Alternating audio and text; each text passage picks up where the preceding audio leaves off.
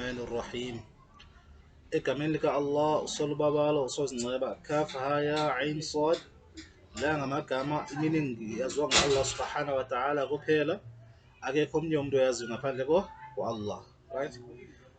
Oku kukukhankanya kwenceba yenkosi yakho kwisicaka sayo uZakaria. So Allah subhanahu wa ta'ala ukhankanya ngenceba yakho kubani? uZakaria, right? Xa wakhala enkosini yakhe Allah isikhalo sasemfihlakalweni, yani wenze idua etheni wenze idua Allah subhanahu wa ta'ala, you understand? Wayikhala icela Allah subhanahu wa ta'ala isikhalo sakhe sasemfihlakalweni, yami sasifihlakele, wathi inkosi yami inene amathambo ami aluphele nenwele zingwevu ezingwevu zandile enhlokweni yami, yaye andizanga ndiphoxeke emthandazweni wami kuwe nkosi yami. So uthandaza bani? Allah subhanahu wa ta'ala uthi sekemdala, sekemdala, i-age yobudala seyifikile kubani? Nabi Zakaria alayhi salatu wassalam. Inene ndoyika abaya kulandela emva kwami, ukanti umfazi wami uludlolo. So unkosikazi kaNabi Zakaria alayhi salatu wassalam ludlolo. Udlolo yintoni? Umuntu ongumama wathini ngasakwazi uthini ukuzala abantwana, right? Ngoko ke ndiphe indlalifa evela kuwe. So ucela ntoni? Indlalifa evela kubani? Allah subhanahu wa ta'ala, uThixo kusolubabalo kusozinceba. So uverse number 6 uthi yena eza kuba yindlalifa yam ibe yindlalifa yekhaya lam, indlu kaYakub, umenze athandeke kuwe nkosi yam. Subhanallah. So uthi ufuna umntana utheni? Indlalifa uba ngumntana oyinkwenkwe, umntana oyinkwenkwe ozoba yintoni? Ozoba indlalifa yakhe uNabi Zakaria, abe indlalifa yekhaya lakhe, indlu kaYakub, imenze athandeke nakuwe. You understand? So akazuba umntana kaZakaria kuphela, but funeka athandeke nasenkosini yakhe. That means naye umenzele idwama abe yintoni? Abe ngumprofeti naye.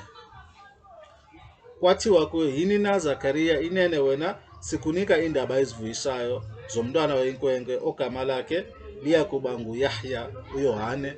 So Allah subhanahu wa ta'ala wayiphendula imithandazo kaZakaria njengoba ehleli iphendula imithandazo yezilevu okanye yezicaka zika Allah. You understand? Allah subhanahu wa ta'ala athi, ya Zakaria, njengoba sowenzile umthandazo siza kunika ntoni? Umntana gama lakhe izoba nguYahya, uYahya nguYohane. So samnika umntana igama lakhe izoba nguYohane, esingazange salinika nabani na ngaphambili kunaye eligama. Subhanallah. Allah subhanahu wa ta'ala azange wanika nabani na eligama. So Allah subhanahu wa ta'ala unika bani umntana kaNabi Zakaria alayhi salatu wassalam igama elithi uYahya enguYohane. Imagine inoba ihappiness yayiku Zakaria ingakanani, umdala kakhulu, segugile, seyilixhego, unkosikazi wakhe seyilidlolo, but wathandaza kuThixo wakhe. uThixo wathini? Walinza nika umntana oyinkwenkwe, ndinika indaba ezimnandi. Understand? Ya Zakaria. So Allah subhanahu wa ta'ala uthi ngamanye amagama ndiwuphendulile umthandazo wakho, ndinika indaba ezimnandi, uzofumana umntana oyinkwenkwe. Lo mntana lo igama lakhe izoba ngubani? nguYahya, nguYohane. Subhanallah. Yazi indaba ezivuyisa kakhulu kuZakaria. Kodwa ke mamela kwenye ivesi ithini? Wathi yena, nkosi yam, ndingaba nomntwana oyinkwenkwe njani na umfazi wam eludlolo nje? Subhanallah. So uyabuza, ya Rob, Thixo wami, unkosi yami, ndaba nomntana kanjani oyinkwenkwe umfazi wami engakwazi uba nabantwana? You understand? Izokwenzeka kanjani loo nto le? You understand? Because why? uZakaria, is clear that uZakaria ungumntu, intoni? Uyi-human being, ungumntu, but uthini? Uyi-messenger ka-Allah, kanye improfet ka-Allah subhanahu wa ta'ala. So uthi ndibe mna ndifikelele ekwaluphaleni ukungaka. So uyabuza, ya Allah, ndizaba nomntana oyinkwenkwe kanjani na? Umfazi wami uzakwazi njani ukuba nomntana oyinkwenkwe eludlolo, yani akwazi uthini uba nabantwana benam ndoluphele kangaka, ndiguge kangaka, sendimdala, age yami ayindivumele uba ndibe nomntana. Ya Rob, Thixo wami, ingilosi yathi kuye, ingilosi yathini kuye? Yathi kuya kuba njalo. Subhanallah. Ingilosi ithi Allah subhanahu wa ta'ala uthi uya kuba njalo. Itsho inkosi yakho ithi kulula kum ngokuba ndakudala wena ngaphambili wabe ungento yanto. Subhanallah, Allah subhanahu wa ta'ala uthini? Uthi kuya kuba njalo Allah subhanahu wa ta'ala kulula kuye ukwenza umntana abe nomntana ngoba ekhukile. Imagine ukhukile, unkosikazi akakwazi uba nabantwana. Allah ta'ala uThixo uthi ilula loo nto leyo, nawe ndakudala ungeyonto. Yani meaning that umntu before as an existence wayenga exist, you understand? Allah uThixo wayesekhona, Allah subhanahu wa ta'ala uhlele khona, uzohlala, understand, uhlala ekhona, you understand? Akanasiqalo akanasiphelo Allah subhanahu wa ta'ala.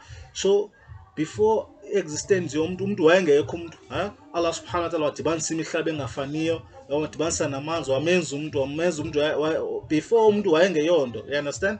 Xa sithi le verse wabe ungento yanto, ithetha ukuba wayengeyonto umuntu before, yani wayenga exist at all.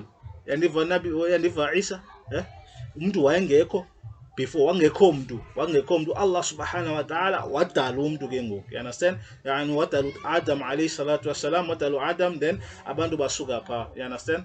Sebedalwe ngu-Allah. So Allah subhanahu wa ta'ala uthi ya Zakaria, okulula kum nawe ndakwenziwa wangumuntu wabe ungeyonto before. Ubungeyonto but wangento yanto, but ndakwenza ndakudibanisa waba ngumuntu, ndakudala waba ngumuntu. So ilula ku-Allah, ilula kuThixo. Same applies nakuNabi Isa alayhi salatu wassalam, wayengenatata. Ilula naku-Allah subhanahu wa ta'ala. uYesu wamenza uMaria waba nomntana ebe engekho umuntu ongutata ecaleni, uYesu engenatata, you understand?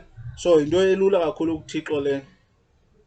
uZakaria wathi Nkosi yami ndenzele umqondiso. Wathi yena Allah, umqondiso wakho kukuba wena akuyi kuthetha ebantwini iintsuku ezintathu ngokuphilileyo ungaguli. Subhanallah, umqondiso kaZakaria alayhi salatu wassalam wayengazuthetha abantu ngeentsuku ezingaphi? ezintathu engaguli. Umqondiso wakhe le. Waphuma ke waya kubantu bakubo esuka egumbini lakhe lokuthandazela, wathetha ngezandla kubo ebaxelela ukuba mabadumise Allah ekuseni nangokuhlwa. So uZakaria alayhi salatu wassalam wayexelela abantu bakhe bathini? Bathandaze uThixo njengazo zonke imessenger, noYesu, no-Abraham, no-Ibrahim alayhi salatu wassalam, noMusa. Wayexelela kanjalo abantu bakhe, thandazani Allah subhanahu wa ta'ala, thandazani. Wabathini? Wabaxelela ngantoni? Ngomthandazo. Thandazani uThixo, sondelani kuThixo. Allah wathi yini na Yahya thabatha isibhalo ngenyameko saza samnika amandla okugweba eseyinkwenkwana. Subhanallah. So Yahya nawe waba yintoni? Waba ngumprofeti kabani? Ka-Allah subhanahu wa ta'ala. Yahya waba yiprofeti ka-Allah, wathandeka ebantwini, evela kuthi, enobunyulu, emoyika u-Allah subhanahu wa ta'ala. Yes, subhanallah. So Allah subhanahu wa ta'ala idua anabi Zakaria wayamkela, wamenza wamnika umntana oyinkwenkwe. Umntana lo nguYahya, unguYohane. Wathi waphinda waba ngumprofeti noYahya alayhi salatu wassalam, you understand? Wabanyula, subhanallah, wayenenkathalo ngabazali bakhe. So that means uNabi Yahya alayhi salatu wassalam wayebakhathalele kakhulu abazali bakhe, yaye wayengumgabadeli oyinjubaqa, oyinjubaqa. So wayemuntu onembeko, you understand? Wayeba respect abantu, you understand? Uxolo malube phezu kwakhe ukususela mhla wazalwa, nangomhla wokubhubha kwakhe, nangomhla ayakuvuswa abuyele ebomini ngawo. Subhanallah. So isistory sika Nabi Zakaria alayhi salatu wassalam isibonisa ntoni? Sifundisa ntoni? Ba kuThixo akho nto itheni?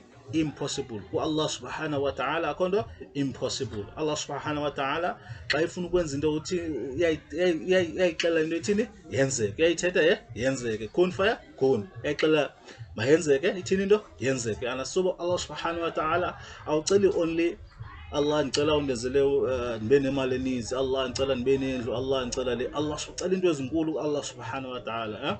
Cela into ezinkulu ku-Allah subhanahu wa ta'ala. Ya Allah ngicela wenza abantwana bam, i-offspring yami enzayifumana abantu abafundileyo nenkolo ye-Islam, ngabantu abazofundisa abantu ngenkolo ye-Islam. So inkolo ye-Islam inkolo ka-Allah subhanahu wa ta'ala, inkolo yomuntu wonke osemhlabathini. وصلى الله على النبي الأمه وعلى آله وصحبه وبارك وسلم. سبحان الله بحمده، سبحان الله بحمدك، أشهد أن لا إله إلا أنت.